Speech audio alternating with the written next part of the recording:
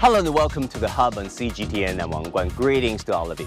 Now, it is difficult to think of someone who's left us over 2,000 years ago, but whose teachings still inspire awe and passion, whose impacts are still felt in the boardrooms, classrooms, and living rooms across cultures and around the world. I'm talking about the Chinese sage and educator Confucius, and here we're at the birthplace of Confucius in Nishan, China, at the 10th Nishan Forum on World Civilizations.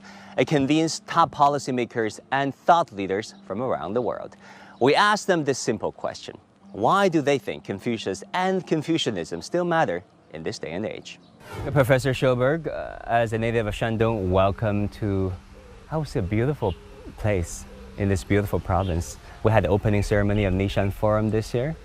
It was the biggest yet since its inception a few years ago. What's your biggest takeaway from the opening sessions? I think I really enjoyed the conversation about multiculturalism and thinking about the ways that one might have harmony without uniformity or conformity.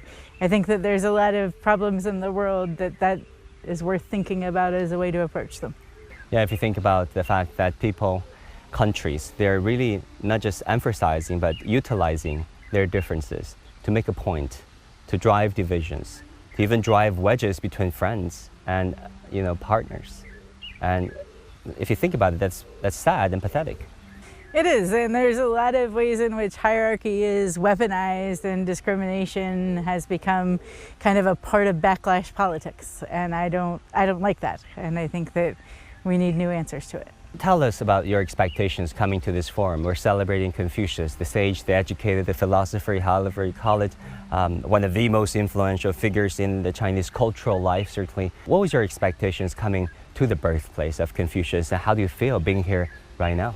It's wonderful. It's very interesting to, I think one of my expectations was to learn about the ways that people thought that Confucian philosophy applies now and applies globally.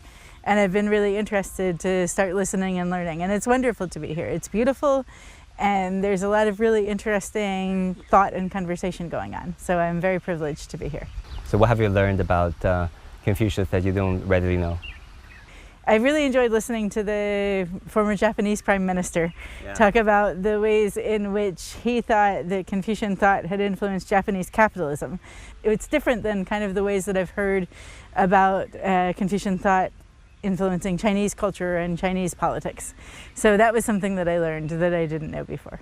And what do you think is the merit of Confucian thinking, which has really influenced and impacted dynasties and societies across thousands of years in China, and not only in China, but also if you look at Japan, Korea, not just Northeast Asia, but Asia Pacific as a whole, even among the Chinese diasporas, some European countries are picking up Confucian thoughts, learning Chinese, learning about Confucian analects.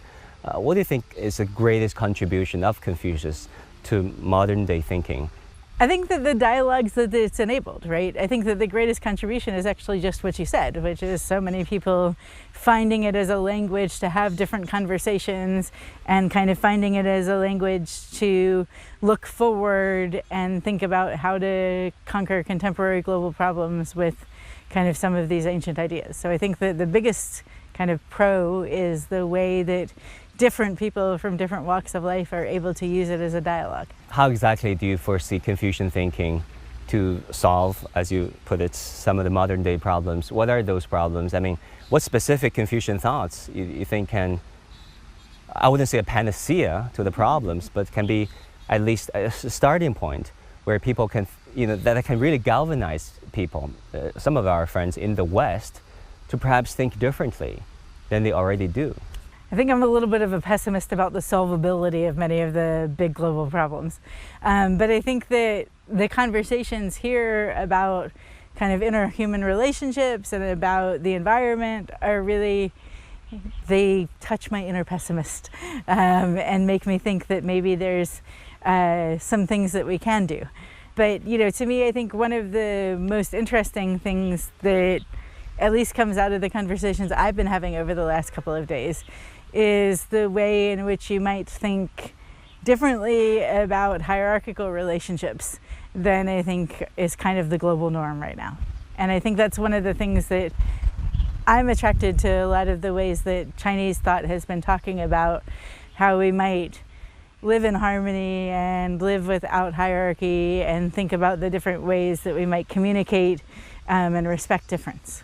And then do you think China has walked the talk or when it comes to practicing this thinking of harmony, you know, being the inheritor of Confucian thinking that has been passed on from generation to generation across dynasties and thousands of years? You know, nobody's perfect at walking the walk that, you know, and I think that if you're looking for places to criticize, you can find them everywhere. You know, just get me talking about my home country. But at the same time, if you're looking for places where you can find, you know, examples and positives, I think there are a lot of them here. For example? It's always felt like I was welcome despite any differences that I might have. And I think that that's wonderful. I think that's important. You know, you have your own thinking, you have your own points of view, and you're still welcomed as our esteemed guest attending this conference and coming on our national television. I mean, absolutely. And I felt welcome everywhere. I felt welcome in universities. I felt welcome in conversations like this. I felt welcome just wandering around the streets. And I think that that's always felt wonderful to me because I think that that's not true of a lot of the places that I've lived and am from. So China is not this like the boogeyman, the demonized place. If you keep watching Fox News, reading Breitbart or CNN. Yes, those are not things I spend my time reading because they're awful. But yeah, I think the demonization of China doesn't make any sense to me. I think that like a lot of the ways that it's talked about in kind of the American media, it's simplistic. It's I lived there for simplistic 10 and years, it's right? from somebody who's never really like experienced or thought about the world, I think. You know, and I think like everybody needs to construct an enemy, right? But like it doesn't make any real sense to me as a person or as a scholar.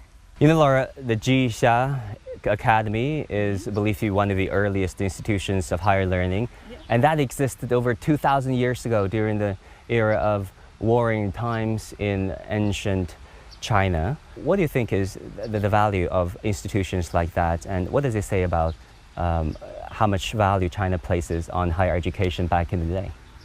I mean, I think, you know, that's one of the oldest state-sponsored institutions that I know of. And I think that the relationship between states and education is really important. Right now in Britain, higher education is under siege essentially because the state won't support it.